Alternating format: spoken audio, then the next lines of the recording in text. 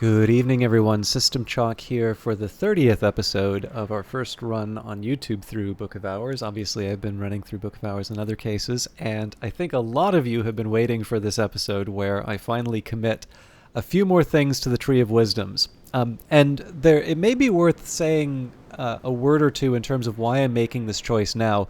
Part of it is motivated by the fog, although I don't believe it's going to be relevant for the choices that I'm making here. But I have been slowly moving towards it. Obviously, in this case here, I didn't shy away from committing the Watchman's Paradox or Furs and Feathers. And in each of these cases, I guess Watchman's Paradoxes. There is more than one paradox. In either of these cases, I haven't really regretted the choice because in the end I haven't had to level them up. And there's certainly nothing saying I can't level these up later. There are reasons why you might find it useful to level up some of these things. But the big one here would be, unless it was giving me access to something in the Tree of Wisdoms I couldn't already reach. I can't see a situation where I would want to use a lesson to level up a language. Now, I know there's quite a few languages in the game, so given that I've already committed 2 elements of the soul, what have we got here? 1, 2, 3, 4, 5, 6, 7. I am fairly certain there are more than 7 languages that you can learn in the game. Off the top of my head, we've got Kernvek, Henevek, Deep Mandayak, Crack Track, Kilisimi, Hyksos, Aracapean. Okay, maybe it's not. I need to think of 2 more. Oh, Fusine and Vac. And then I think there's the Chicken Scratch, Ramsund, and I'm sure there's another Sabazine. And that could be all of them, actually. I shouldn't be rocking while I'm... Sorry, if I sometimes rock when I think of it, and I'm probably not speaking directly into the mic. Anyways, it's neither here nor there. I think at some point I would have to say if I want to commit these things to the Tree of Wisdoms, I'm probably going to have to level some of them up. And then the question becomes, does this give me access to something that's useful in the Tree of Wisdoms? So there are 2 big motivations. So number one, I'm not losing too much by committing these things to the Tree of Wisdoms. It's nice to have multiple entries because when there's overlap, so for instance, Crack Track would be able to go into Illumination, except that because I've already taken that up with Watchman's Paradoxes, I don't have that option unless I level it up. It's nice to have a few, in place just to make sure that I'm not sort of closing myself off from certain paths. But in overall, I'd say I'm happy with the choices that I've got in front of me, and I can make a few more. So there are a couple things that I want to do. So number one major motivation will be to commit it so that I can get a particular element of the soul, right? So in this case, Whist is very helpful and Metal is very helpful. Faust is sort of helpful, but not, immediately, not compared to Metal. But I did agonize quite a bit over certain commitments to the Tree of Wisdoms. And I don't want to just sort of say, I don't want to basically say, okay, well, it really mattered to me back when it was the mare and the tree, but, everything else is fine. I do actually kind of care about the writing of these things. So we are going to take some time to go through it. It's one of the reasons why I sort of held back on the video, or on extending the video on Monday, because I knew I'd be spending some time on this. But, again, this is an opportunity for us to learn a little bit more about the world and potentially have a role in shaping it. So again, as much as I'd love to see what Lantern will give me, in this case, this is just a path that we didn't go down, and so we're committing without full knowledge. But Crack Track and the Tracks of Beasts and the convulsions of his own carapace, in Egg Vein and Shell Shadow, the many-eyed one found the signs which can be history. A tongue of earth. Crack Track is the native tongue of the living world. As long as Crack Track is spoken, in cloud shape and hill form, life persists. This is a matter of preservation. So Kernvek, Henevek, We've got Bosk and Ithistry, and then Deep Mandaic. I think I'm going to start with Deep Mandaic. So, the most secret script of the innermost rites of the deep sects of the deep desert. The birth tongue, it is claimed, of the mother of Ants herself. So we have Horamakistry, the bright arts dealing with the laws and contentions of the hours and their names, and Ithistry, the bright arts of alchemy, metallurgy, and pyrotechnics. I think our original choice was going to be to put it into the Jeweler's Tale. There is a story known to jewelers of a guild master who made a wager with a keeper of butterflies. The master jeweler claimed his jeweled egg would hatch something greater than any of the butterfly keeper's chrysalids. Of course, after a month, the butterfly keeper's gardens were bright with wings, and the egg had hatched nothing at all. The jeweler, unable to pay his debts, fled into the desert with his egg. Horamakistry teaches us, know your limits. I have vague ideas of some of these people who may be spoken about, but I definitely... This is one of these cases where I may be unintentionally falling into certain matters. And then we have the Chandler's Tale. There is a story known to candle makers of a guild master who made a wager with a master of the Potter's Guild. The Potter's oldest cup, she said, was older far than the Chandler's oldest candle. However, often one drinks from a cup, it can always be refilled, so they brought their witnesses to the judging on the appointed day, and the Potter's witness brought a cup he had used for 70 years until its shattering. But the Chandler's witness brought a candle 77 years old. Every month the chandler had brought the old stumps, returned their matter to the vat, and used them in his wares, so that each newest candle was also the oldest. Ithistry teaches us there is always a way. So I actually quite like this idea. So I'm probably going... I'm not morally opposed to closing off this option, but I do feel a little bit more in line with the Chandler's Tale. So we'll take a couple of looks here at Kennebec. So... the stars. A Smith's proverb in Brankrug, what starts in the sky ends in the earth.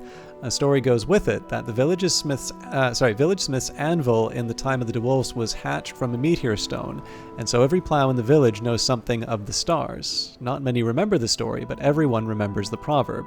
It would be probably count as Ithistry. And a farmer's proverb in Brankrug, what starts in the roots ends in the sky. A superstition goes with it, that before a child's first birthday you should leave her for a summer night sleeping in the roots of an apple tree to make sure she grows tall and straight-backed.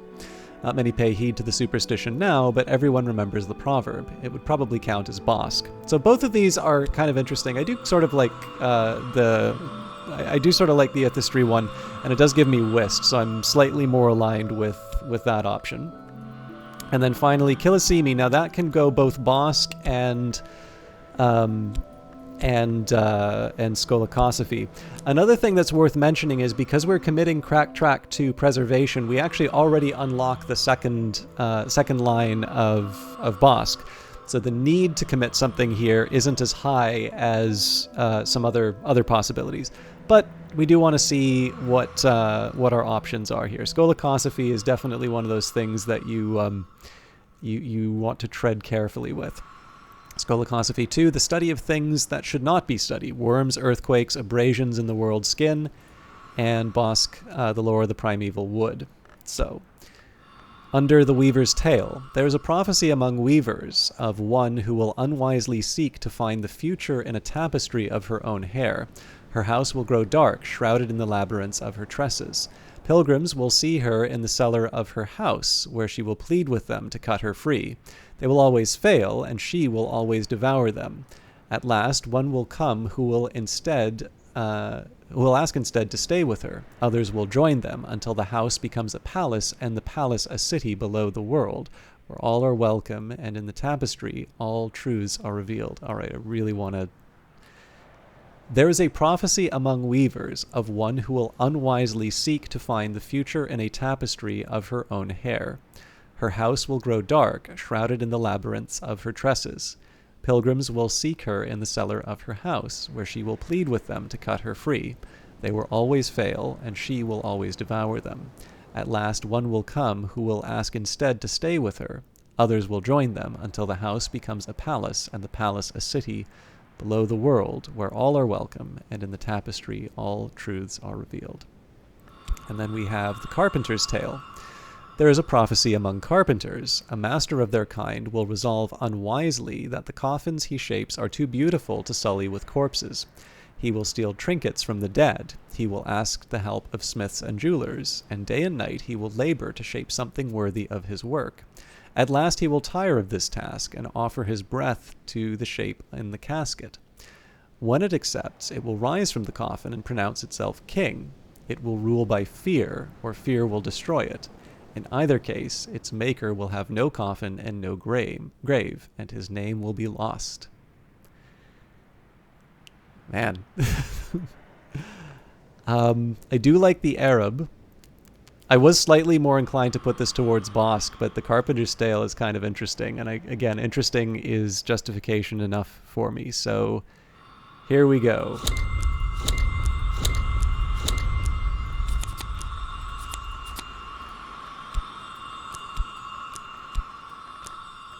So much more for us to work with.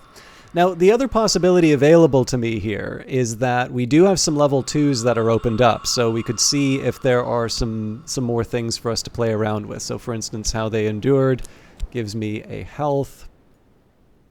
We've got a Tryst and a Fete. Sea Stories grants a Shap, so that might be one I would be willing to take a closer look at.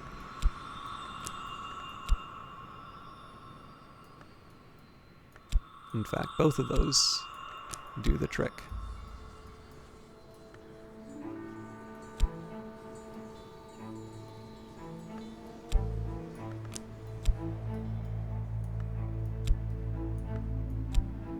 Okay, cool.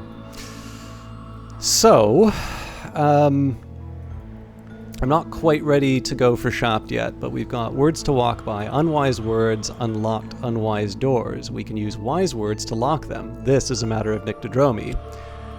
Or alternatively, secret safe. Let's keep night things in the night so that day things can walk in the day. That's preservation. So I definitely feel much more strongly about committing Sickle and Eclipse to Nyctodromy. There was another one, though. Was it Sea Stories?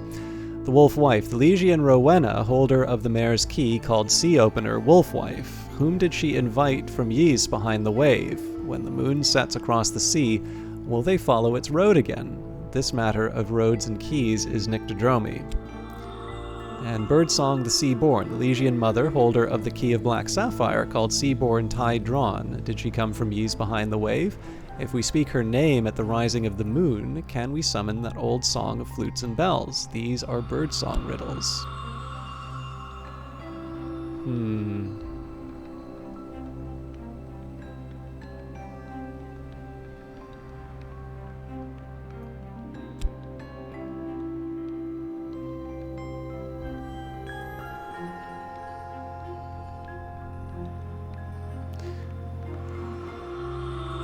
I do feel, if I'm going to do it, probably Sickle and Eclipse here. But there is no rule saying that I have to commit at this point. Maybe because of the fog I might be slightly more inclined towards it, but again, it's one of these ones where I might be shorting myself. Although it is the last, I believe, in terms of elements of the soul. So we've got Core, Arab, Fete, Health, Metal, Faust, Tryst, Whist. So yeah, that is the last one that I don't have. And with the fog, it is pretty tempting. So again, I know it's been 10 minutes of the episode already. I'm not closing off the possibility of working with this, but I've just made a lot of progress here in terms of things that I can do. So let's just take a minute before I go any further, and let's just start by taking a look at the books that I have access to. Also, I was meaning to say something a little bit earlier. I wanted to say thank you. For some reason, I have been putting the wrong titles on the the wrong titles on the streams. It's very easy to see why, like in terms of the way that YouTube works these things. It's very easy to copy. It's also very easy to not save changes.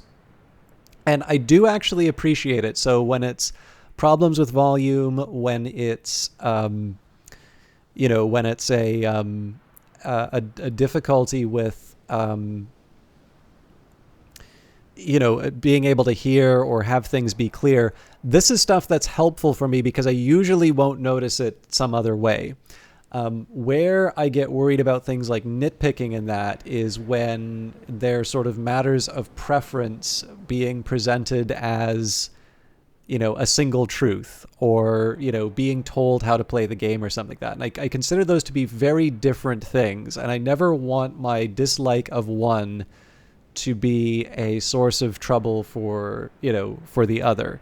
I've got situations where people will kind of make, like they'll make a hill to die on like setting up an unconventional definition for a genre. This is more a Twitch thing, but like an unconventional definition for a genre for seemingly no other point other than it's just a contrary view to mine.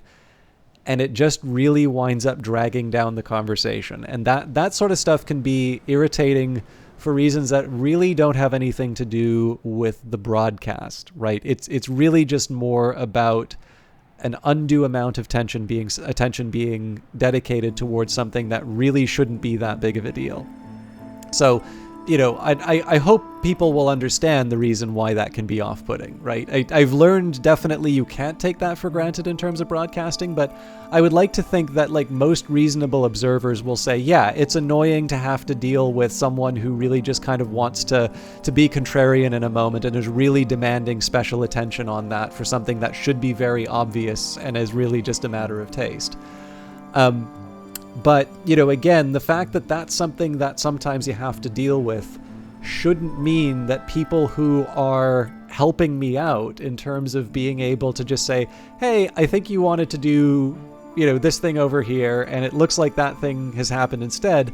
Like, of course I love it when people do that. I really do appreciate it, and I don't ever want people to feel like they're taking their life in their hands by doing it. Like, it really, as long as things are sort of presented respectfully, as long as things are, like, hey, idiot, you don't know how to run your channel, that may be true, but it's not a nice thing to say.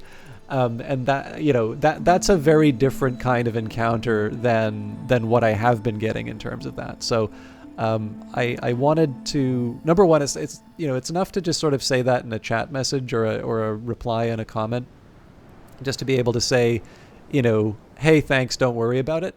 But I did actually want to take a minute and just say, like, I'm actually grateful that that's happening because the videos wouldn't get fixed otherwise. And I don't know, it feels like a nice thing to do just to be able to recognize people who do make that effort. So thank you.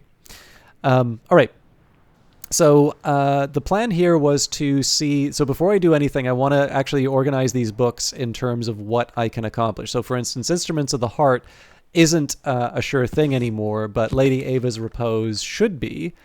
Actually, you know what? It technically isn't because I don't think I have a reliable way of generating winter memories, but it's still more of a sure thing than Instruments of the Heart.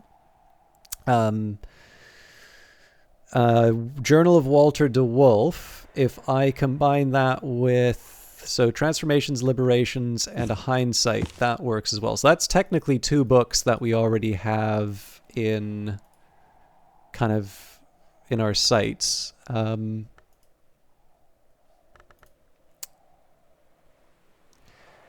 So I suppose when it comes down to it, I think the first thing I should do is maybe just take a look at what kind of winter aspect I have. Yeah, we're actually quite short on these things. No, that's not right.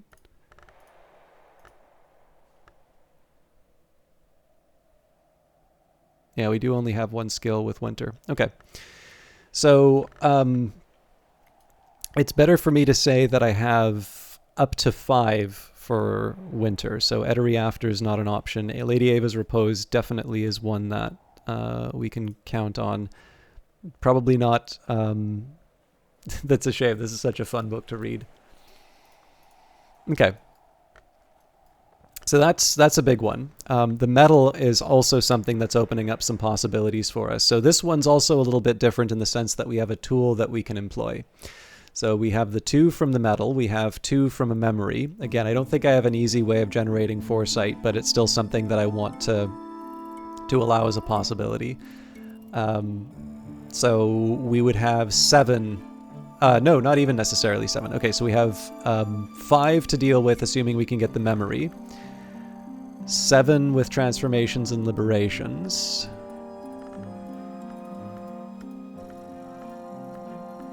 Okay, so forge up to 7.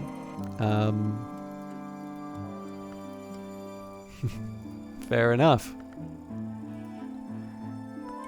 We need 8s.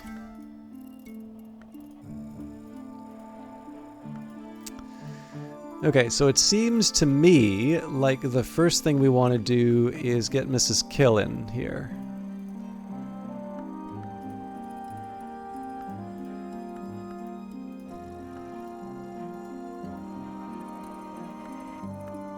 Second Glory is a book I can read now, so...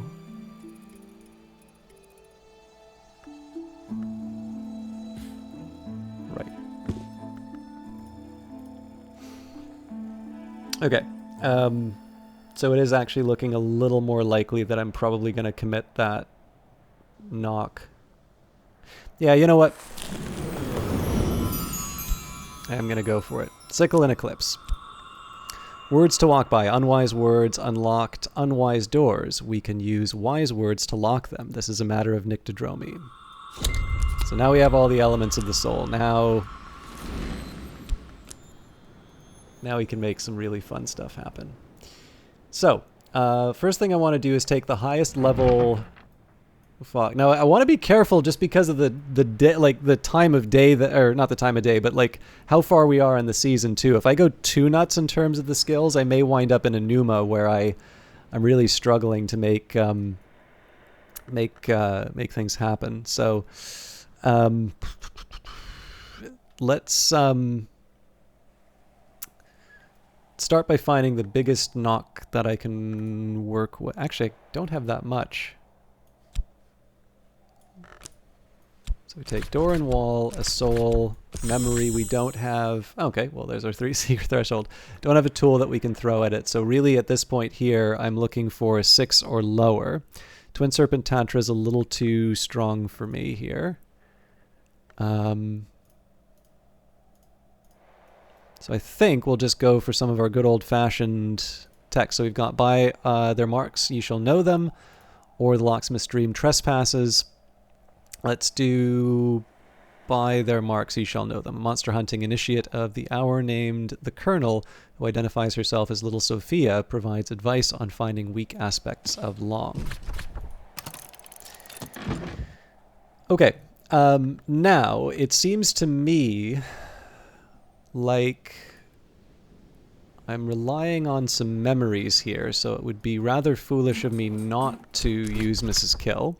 Mrs. Kill's mood always improves when I drop by. If you don't choose a topic, Mrs. Kill will offer help as a friend. And again, I kind of want to be careful because if I get too careless in terms of when I'm reading certain books and such, I may find myself in a jam. But then I suppose... Okay, let's get a game plan as far as memories are concerned. So I believe I can rely on foresight from Ava's treasury. So if I can do that, then we should have the Journal of Walter de Wolf. So let's say that the metal's accounted for. And we'll make a shot for the Whist. I'm in a very weird position with the Whist just because of where Sights and Sensations is. So the skill's kind of irrelevant if I get the memory I need.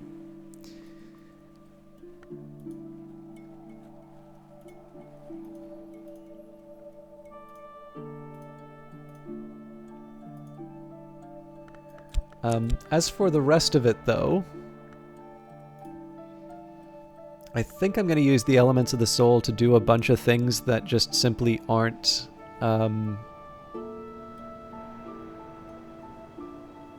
Actually, there's one other thing I'd like to do. Might have already used up the one.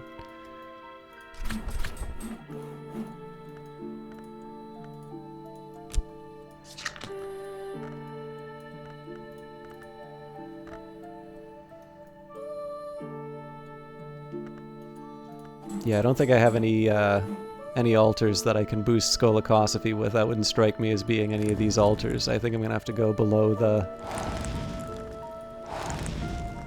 house to find those. Well, I guess technically... I still think this probably isn't great, but I'm curious.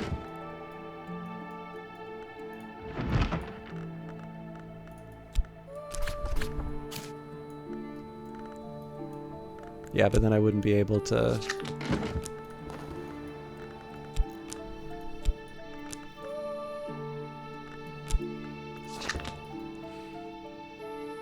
Yeah, that one I actually probably didn't think as carefully about, did I?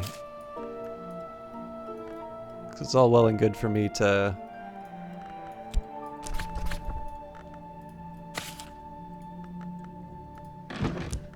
Yeah, huh. I'm sort of realizing I've worked myself into a little bit of a corner here with the earth sign. Because nectar and scale are two pretty narrow places for me to be putting these things. And I would need to try and find a way of combining it with grail or edge, which again are not oh, hang on. Right. Because doesn't have winter.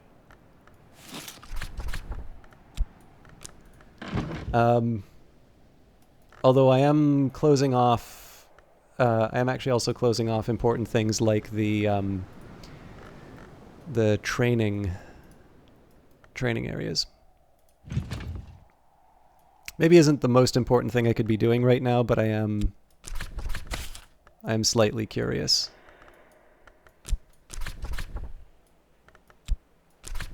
Embrace my Arab. Skolakosophy will unchain my Arab. So, this is a tricky one.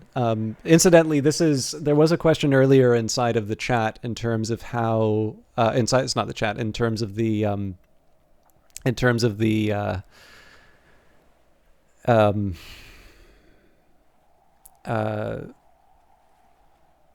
was an earlier question in the comments about how to level up elements of the soul. This is basically it. So this isn't directly answering the question as it was asked inside of the comment, because this is taking advantage of the change from one of the patches. So certain persistent memories and omens and such will give you an option to do evolve. So I could use Skolakosophy with this to evolve my soul. Once you've committed a skill to the Skolakosophy wisdom, you can use that skill with this to combine two identical soul cards into a greater one. But you must use a skill you've attuned to that wisdom, and the attunement will only work once. So I don't actually feel like I need 3 Arab right now, so I am going to level this up. That does lock me out of that does kind of lock me out of using the Arab for a while, but that's fine. I'm mostly using Mrs. Kill for the upgrades. But that's not a bad example about how it works. And I know the question as it was originally stated was less about like how do you do it in general, just more where do you find places to do it. Now there are certain memories that will give that to you, although generally what you kind of want to think about is what is the type of knowledge you're working with, and like what parts of the house would you associate with it. So for instance, when you take a look and you see here the Shrine to Saint Januarius, it's maybe not obvious that it's Nyctodromi. If you have the Solar Altar, maybe it isn't obvious that it's Hushri, but on the other hand, you're sort of like, okay, well, you know, there is the Sun and Rags, and, you know, Madrigad, I think in general, I would have probably said, sure, if there's going to be one that's a little bit more 4G Ithistry style, I could maybe say that. And like the idea here is not that you're guessing the specific wisdom, but what you are sort of guessing here is, okay, does Skolakosophy seem like the sort of thing that I might see running around altars in churches that are dedicated to the solar hours? Less so than, say, underground, let's say. That kind of seems to be dealing with very old, very, very mysterious things. Anyways, I know I've been spending a lot of time talking today, but this was just a chance for me to be able to talk a bit about some specifics that we've been building toward for a while. Now, I am going to go a little bit later, but not too much. So, The Fallen Cross, in which Julian Cosley, Magus Immortal, occasional anarchist, argues that through language, the Carapace Cross decayed to seed the lives of our ancestors. Speech is a wound, silence is silver. There is no silver door, nor can there be, even in the moon's house.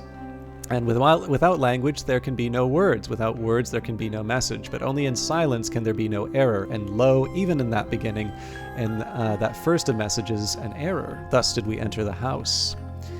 So I keep forgetting this is a really cool one.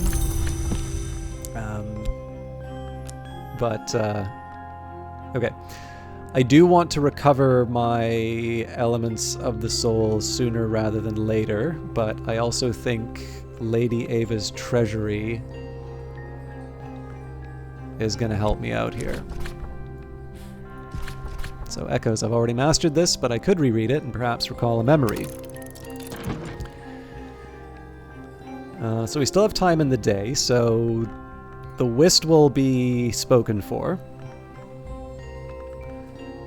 Let's say Solomon's Desk. We'll take our regret, our whist. Lady Ava's repose is a little weak for the choice here. Let's do, but Etery after is too strong, so we'll... this is definitely one we're reading in the next episode. Those indignities perpetrated by the deceitful fraternity of Obliviates. It's not clear whether CROD, who is identified only by his initials, was in fact an initiate of the Obliviate Order of Immortal Adepts. He wrote in the 16th century after the order, if he is to be believed, had passed the height of its power. Okay.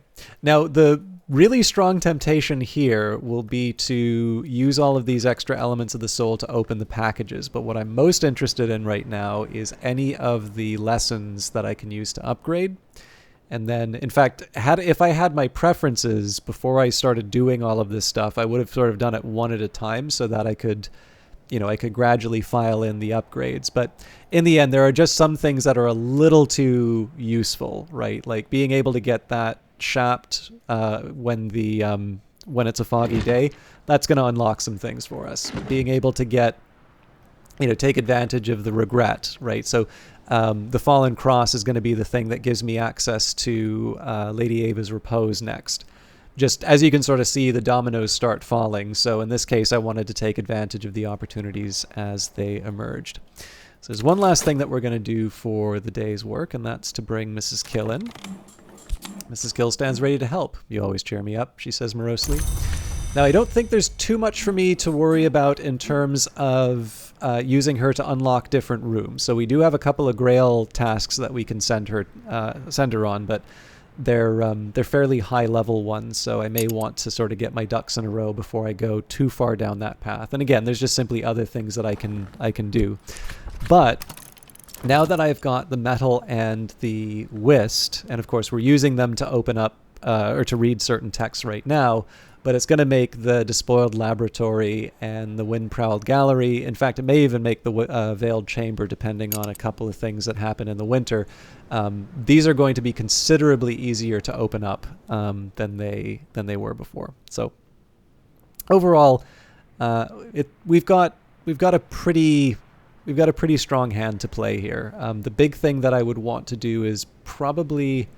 In fact, one thing that I may do is I may use the Faust to get the impulse to be able to recover my...